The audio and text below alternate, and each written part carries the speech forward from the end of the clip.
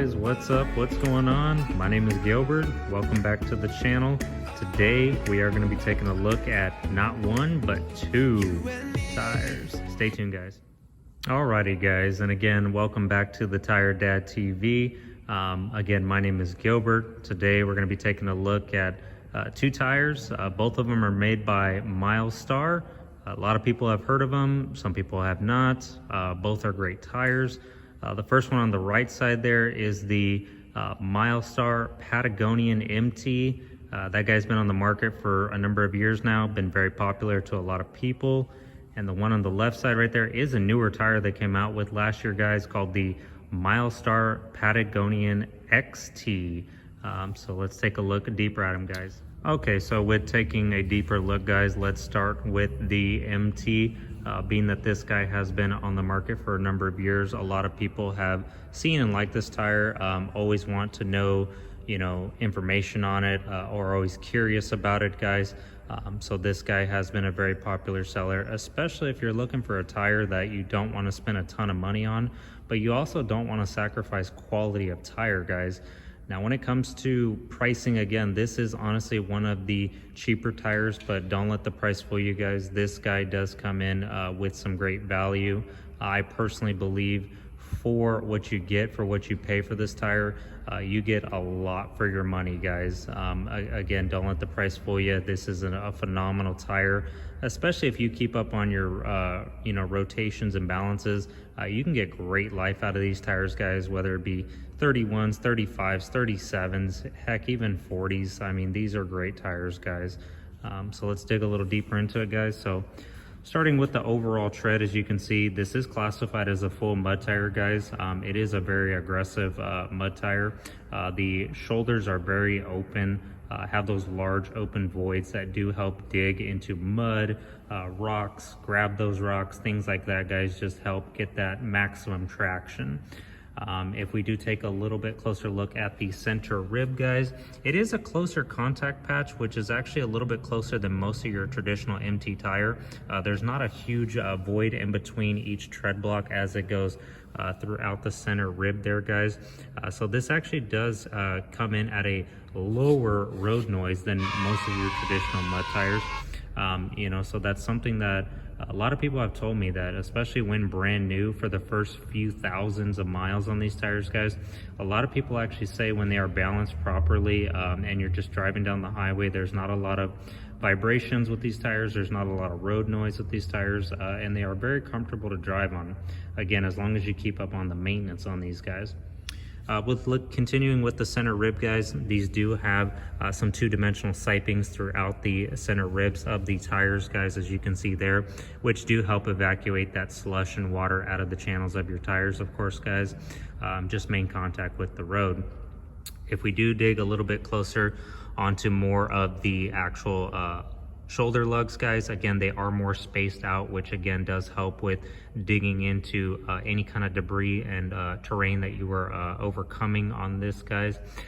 It does have, if you see inside of the voids, it does have small stone ejectors here, which help try and resist the punctures right there for the tires, guys, when you are going off-road with these guys. And if you look, they have a really interesting design here on the shoulder lugs. It is a little bit different here on this lug. It's like a staggered system where you have it sticking out all the way here, and then it cuts into here and opens. Same thing, so it comes out here and then it cuts back in, so it kind of offsets each other there. So very interesting, cool design on this tire, guys. So let's take a look more at the sidewall of the tire, guys. Okay, so looking at the side biters on this guy, as you can see, it does have some aggressive looking side biters on it, guys. As you can see, if we dig a little closer into there, very interesting what they've done here. They've made this massive square block here with two smaller ones in between, like they're inserted there. And then they have this interesting where it's just one right here, kind of offsetting. It's almost connected right to where the stone ejector comes out of the shoulder lug right there, guys. So it's a very interesting design, not really one I've seen before, besides being on these Milestars. Another thing with the actual carcass of the sidewall on this guy, is pretty much in all their sizes besides the 15-inch rim diameter. These Milestar MTs do come with a reinforced 3-ply sidewall, so always awesome, guys. You know, protection for when you are on the trail. You do get that extra protection. Instead of just the 2-ply, you do have that reinforced 3-ply, again, which helps with, you know, if you're driving off the road, you have sticks, debris, rocks, anything that's trying to puncture the sidewall, it is going to be much harder to do on this guy. With this current size that I do have in front of me, guys, this is a bigger tire. It's one that we do sell a lot of. We have a lot of trucks around here.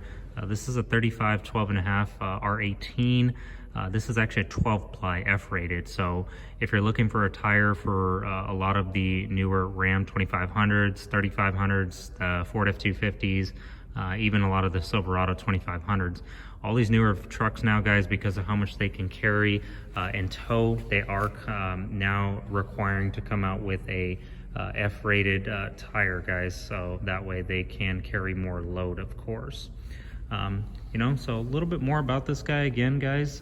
It is an awesome value tire. Again, it does come at a better price than most of your BFGs, your hand-cooked tires, your Nitto tires, your Toyos, Coopers, of course. But again, guys, I truly believe for the price that you pay for these guys and what you get value-wise, I think honestly they are the best inexpensive tire on the market today. I actually do like selling these tires because they're a good value. They balance out decently. Again, if you keep up on your rotations and balances every few thousand, we don't have really any comebacks on these tires. And people love these tires, especially in the off-road scene. I know a lot of people that run these in 38s, they have 35s, 33s, and they do phenomenal off-road. So with taking a look at the second tire now, guys, going over to the XT, this guy, as you can see, is very interesting, but very almost familiar, like a tread pattern. If you guys remember my other video, we did the Nitto Ridge Grappler. It kind of resembles that, not quite, but it does kind of resemble it. And that is because this guy is classified as a hybrid tire, similar to the Nitto Ridge Grappler, the Toyo RT, the Yokohama Geolandar XAT. They're all classified as hybrid tires, not full mud, but not, you know, regular all-terrain, guys. So typically with the hybrid tires, you do get better road noise, better mileage, less cupping and feathering on your tires. So this one does come in at also another tremendous value. So if we dig into the center rib again, guys, here, it's very interesting, but almost resembles like the Nitto Ridge Grappler. So as you can see how they've got the almost, it's kind of weird. I really don't know how to describe it, guys. It's almost like a small, like cut off lightning bolt, I guess you can call it. It's a very interesting design on what they do with these. Again, this will be hard to capture in the camera, but let's see if we can dig deep into this, guys. Right down here, they have a lot of biting edges and technology built into these tires there, and even down here, guys, where they change directions and have biting edges to where if you are off-road, it will help grab and maintain traction, guys. So this is a very interesting center rib that they did here.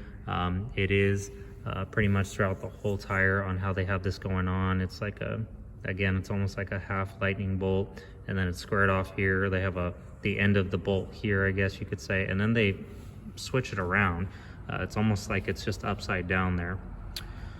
If we do take a look, guys, at more of the shoulder lugs, these guys aren't as spaced out as the MT, and that is again because it's not a full MT, guys, but it is spaced out a little bit to where, again, once you air these tires down and you start flexing over rocks and dirt and debris, they still will help you know, gain traction. They'll bite down. They have a lot of biting edges in them.